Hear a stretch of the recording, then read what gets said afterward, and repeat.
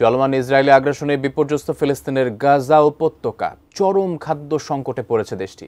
এবার ঈদুল আজহার আমেজ বলে কিছুই নেই। যুদ্ধ, অবরোধ ও মানবিক সংকটের ভয়াবহ বাস্তবতা। এবার কোরবানি তো দূরের কথা, গাজাবাসীর ঈদের খাবারের ন্যূনতম মাংস জোটার সম্ভাবনাও নেই। বিস্তারিত থাকছে জান্নাতুন নাহার জেরির ডেস্ক রিপোর্টে। ভয়ঙ্কর দুর্ভিক্ষ চলছে অবরুদ্ধ গাজা উপত্যকায়। প্রায় ২ বছর ধরে ইসরায়েলি আগ্রাসনে বিপর্যস্ত গাজার জনজীবন।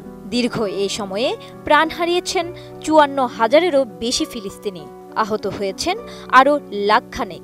ইসরায়েলি দমনপীড়ন শুধু প্রাণহানির মধ্যেই সীমাবদ্ধ নয়, কড়াকড়ি আরোপ করে বন্ধ করে দেওয়া হয়েছে খাদ্য, ওষুধ ও নিত্য প্রয়োজনীয় সামগ্রীর প্রবেশপথ। এই কঠোর অবরোধের কারণে আসন্ন ঈদুল আজহায় গাজায় কোরবানির কোনো পশুই ঢোকানো সম্ভব হয়নি। ফলে এবারের ঈদে কোরবানি তো দূরের কথা, সাধারণ মানুষের ভাগ্যে এক টুকরো মাংসও জুটবে না। ডিজাইন, এলিগেন্স, বিউটি, সেরা পণ্য সবার জন্য জেভিকো। লন্ডন ভিত্তিক সংবাদ মাধ্যম মিডল ইস্ট মনিটর জানিয়েছে, চলমান যুদ্ধ এবং অবরোধের ফলে গাজায় ঈদুল আজহার আমেজ একেবারেই নিঃশেষ হয়ে গেছে।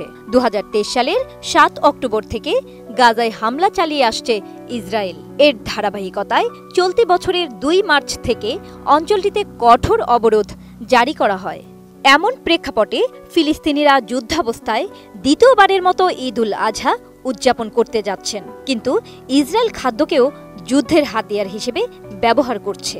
ফলে গাজায় দেখা দিয়েছে তীব্র খাদ্য সংকট ও দুর্ভিক্ষ। গাজার বাসিন্দা আবু হাতিম আল জারকা সীমিত সুযোগে কিছু পশু পালন করলেও তা চাহিদার তুলনায় নগণ্য। তিনি জানান, ২০২৩ সালের অক্টোবর থেকে গাজায় কোনো পশু প্রবেশ করতে পারেনি। এমনকি নিজের পশুগুলোর জন্য প্রয়োজনীয় পানি জোগাড় করতে হিমশিম খাচ্ছেন তিনি।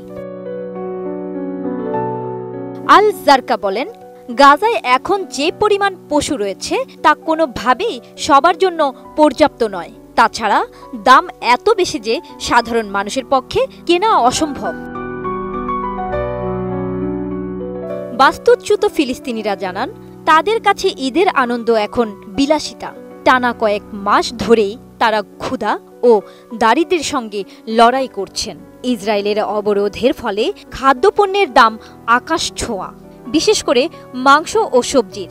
অনেকেই মাসের পর মাস মাংস মুখে তোলার সুযোগ পাননি।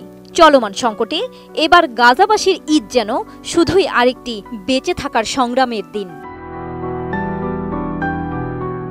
জান্নাতুন Nahar Jerry, desk report, ATN news.